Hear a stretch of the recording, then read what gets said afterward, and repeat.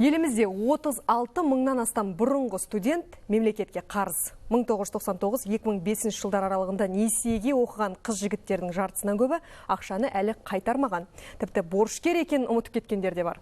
Бірақ мемлекет оларды ұмытпайды. 15 жылдың ішінде несиені өтей алмағандардан ақшаны сот өндіріп алады. Бірнеше есемен. Демек, күтпеген жерден есепшоттарыңыз бұғатталып, шекара салмай жатсаңыз таңғалмаңыз. Ал борышкерлерге алдын ала ескерту қағаздарының жетпегеніне жауапты мекеменің өз айтары бар.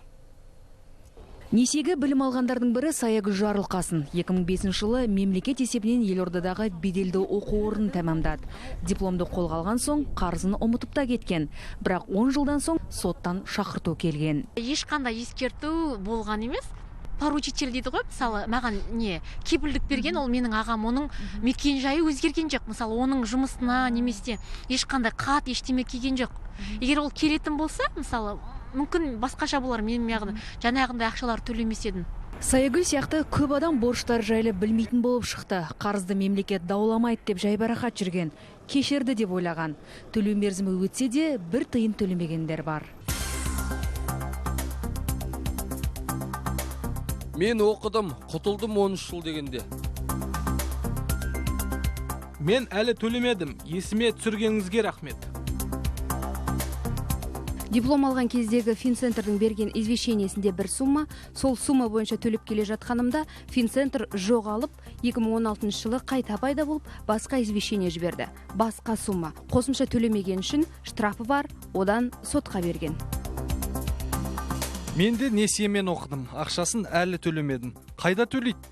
Қарызды қайтармаудың себептері сан алуан. Соның бірі борышкердің несие бойынша міндеттерді орындауға қатысты хабардар болмауы. Ал жауаптылардың уәжі мәліметтің діттеген жеріне жетпеуіне студенттердің өзі кінәлі. Келісім шарт бойынша ол міндеттерді 10 жұмыс күнінің ішінде бізде ақпараттандыру керек. Жұмыс мекен жайын ауыстырған жағдайда. Енді нақтылай, заң бойынша ол кісі біз ақпараттандырып отса, біз ол кісінің жаңа мекен жайына керекті қағаздар жіберіп отырар едік. Қазақстанда 1999-2005 жылдар аралығында несиелендіру бағдарламасы бойынша 58 мыңға жуық студент білім алған. Орталықтың мәліметіне сай, несиеге бөлінген 15,3 миллиард теңгенің тек 7,9 миллиарды ғана қайтарылған.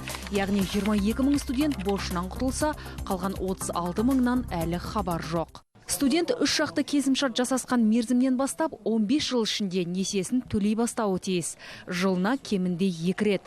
Ал төлемесе, орталық алдымен борышкердің несие тарихына кері әсер етіп, несие алуына кедергі келтіреді. Оған болмаса, істі сотқа жөнелтеді. 13 мыңдай жауабымен студенттерді біз сотқа беріп, сот шешімін шығардық. Оның ішінде 5 мыңға жуығы 5,5 мыңдай болады. Уже сот шешімімен өздері өз еріктерімен қайтарды. Қайтарылған ақша сомасы 1 миллиард 182 миллиондай. Келісім шартта анық көрсетілген. 10 жылда студенттен еш хабар болмаса, қаржы орталығы борышкерді сотқа беруге құқылы. Ал сот орындаушылары қарызгердің есеп шоттарын бұғаттап, шекара асуына тосқауыл қоя алады. Қарыздың үстіне тұрақсыздық айыппұл қосылады. Маған сот орындаушы енді не алып келді, қанша қарызым бар? 428 мың теңге дейді. Мен ол жерде құлап қалдым. Қайда? Мен 288 мың ғой менің қарызым деймін да. Заңды бұзбаған дұрыс екен да. Яғни төлеу керек пе? Төлеу керек. Еш қарыз сұраусыз қалмайды. Ісіңіз сотқа өтіп кетсе, өсімпұл төлейсіз. Сот орындаушыларының қызмет құны да сіздің мойныңызда. Осы іс бойынша баж салығын төлеу тағы бар. Сондықтан келісімшартта көрсетілген соманы уақытылы төлеп, артық ақша төлеуден ада болғаныңыз абзал. Айтпақшы, биыл 2002 жылы оқуға түскендердің ісі басты назарда. Себебі олардың қарызды қайтару уақыты осы жылы аяқталады. Армангүл Тоқтамұрат, Еркінжан Кәрімжан, Қазақстан ұлттық телеарнасы.